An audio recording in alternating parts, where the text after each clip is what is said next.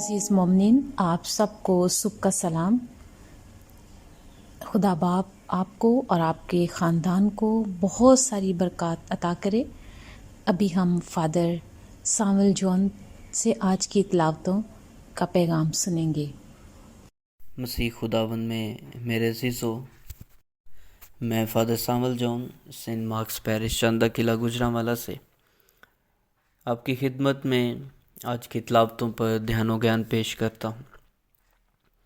आज पाकमा कलीसिया मुक़द्दस लियो आज़म, जो पापा आज़म और मौलूम कलीसिया हैं, उनका यौम शहादत या यौम यादगार मनाते हैं।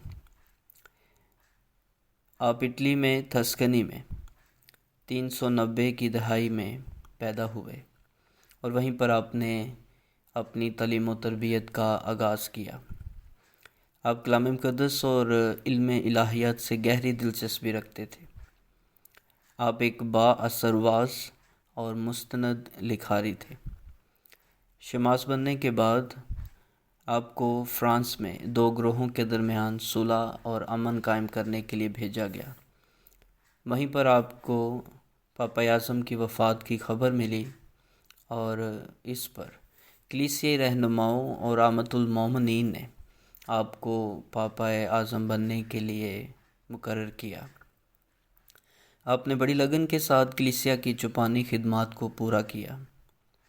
उस वक्त मसीही तालीम और मसीही ईमान से फिर जाने वाले अशख़ास अपनी तालीम को फ़रोग़ दे रहे थे।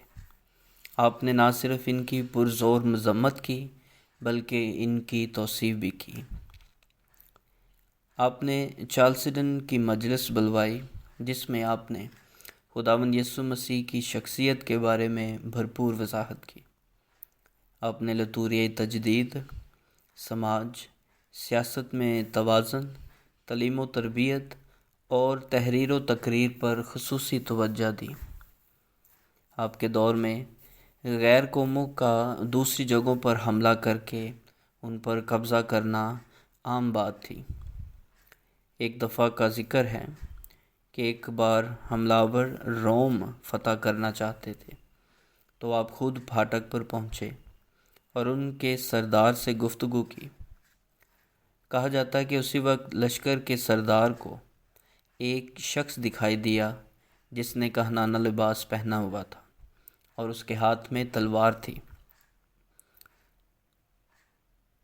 और उसने उनसे कहा कि अगर वो पापा आज़म की बात ना मानेंगे तो वो उनको कत्ल कर देगा।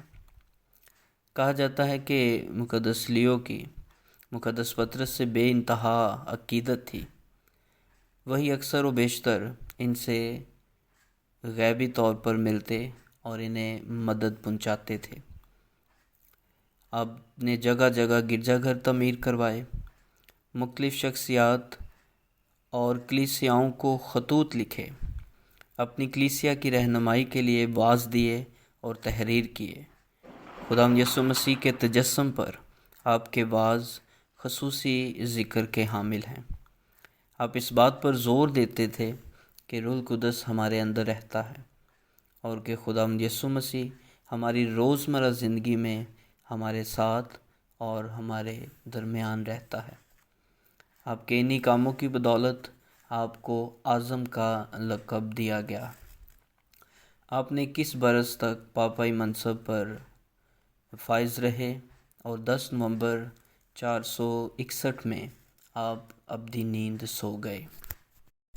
आज के लतूरे कलाम पर जब हम गौर करते हैं तो आज की पहली तिलावत में मुक़द्दस पौलुस रसूल रोमियो की कलीसिया को अपने ख़त का मकसद बयान करते हुए फरमाते हैं कि ये खुदा का फ़ज़ल है जो खुदा ने मुझे बख्शा है कि मैं ये ख़त तुम्हें लिखता हूँ ताकि तुम्हें नसीहत करूँ और तुम्हें मसीह की बाबत बता सकूँ। मुक़द्दस पौलुस रसूल उन्हें फरमाते हैं कि मैं गैर कौमों के वास्ते अंजील की बशारत देता हूँ और मेरा मकसद भी यही है कि मैं वहाँ खुदा की अंजील लेकर पहुँचूँ जहाँ पर मसीह को कोई नहीं जानता और ना पहचानता है, اور وہ عشاء نبی اس کی کتاب سے حوالہ دے کر انہیں اس بات کی تلقین کرتے ہیں، ہدایت کرتے ہیں کہ جنہیں اس کی خبر نہیں پہنچی وہ اسے دیکھیں گے، اور جنہوں نے نہیں سنا وہ سمجھیں گے۔ اور آج کی انجیل مقدس میں خداوند یسوع مسیح بددیانت مختار کی تمثیل پیش کرتے ہیں۔ یہاں پر خداوند یسوع مسیح فقیوں فریسیوں سے ہٹ کر وہ آج اپنے شاگردوں سے مخاطب ہے، اور انہیں یہ تمثیل جو ہے وہ سناتا ہے کہ ایک دولت مند شخص تھا اور اس کا ایک مختار تھا، اور اس سے خبر ملتی ہے کہ یہ مختار جو ہے یہ میرا مال عیاشی میں عباشی میں اڑاتا ہے، اور وہ مالک جو ہے دولت مند شخص جو ہے وہ اس مختار سے اس کی مختاری کا حساب پوچھتا ہے۔ یہ تمثیل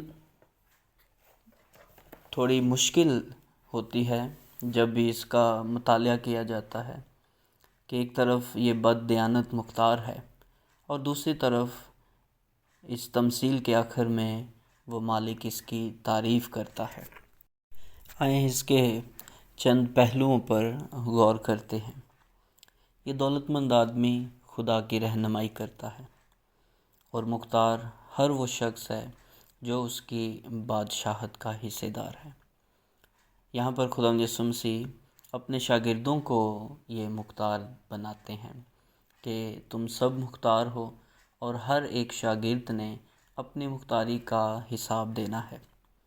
وہ شخص جو بھرپور طریقے سے یا ایمانداری سے اس مشن کو، اس ذمہ داری کو پورا نہیں کرتا، وہ اس بددیانت مختار کی مانند ہوگا۔ اس کی ہوشیاری کی تعریف اس طرح بیان کی گئی ہے کہ جب اسے پتہ چلا کہ مختاری مجھ سے لے لی جائے گی تو اس نے اپنے آنے والے کل کے بارے میں، مستقبل کے بارے میں سوچا۔ اس نے زمینی خزانے کی بجائے آسمانی خزانے کی طرف زیادہ توجہ دی، اور اس نے دوسروں کے ساتھ دوسروں کے خیر خواہ ہونے کے لیے اور اپنے فائدے کے لیے اس نے اس دولت کو خیر آباد کہا اور آسمانی خزانے کی طرف توجہ دی۔ اس نے پہلے شخص کو بلایا اور اس سے کہا کہ تو نے اپنے مالک کا کتنا دینا؟ اس نے کہا کہ 100 بد تیل۔ یہ 100 بد تیل جو ہے وہ 100 من تیل کے برابر ہے۔ اس نے کہا کہ تو اپنے دستاویز نکال اور وہاں پر 50 لکھ دے کہ تو 50 بد تیل جو ہے وہ جمع کروا اور باقی تیرا حساب کلیئر ہو جائے گا۔ پھر اس نے دوسرے کو بلا کر اس سے کہا کہ تو نے اپنے مالک کا کتنا دینا ہے؟ اس نے کہا 100 گڑ گیہوں، یعنی 100 من گیہوں۔ تو اس نے کہا اپنی دستاویز نکال اور 80 لکھ۔ تب مالک نے اس بد دیانت مختار کی تعریف کی کہ اس نے ہوشیاری سے کام لیا ہے۔ اس نے دنیا کے فرزند، نور کے فرزندوں کی نسبت اپنے طور طریقے سے زیادہ ہوشیاری دکھائی ہے کہ اس نے اپنے آنے والے کل اور آنے والے مستقبل کے بارے میں سوچا، یعنی کہ اپنے آخرت کے بارے میں، کہ جب میں آخر میں خداوند کے پاس پہنچوں گا تو یہ اعمال، یہ کام جو ہیں یہ مجھے خدا کی بادشاہت میں لے کر جائیں گے۔ اور مالک نے اس کی تعریف اس لیے کی کہ اس نے دور اندیشی اور پیش بینی کے لیے یہ کام کیا۔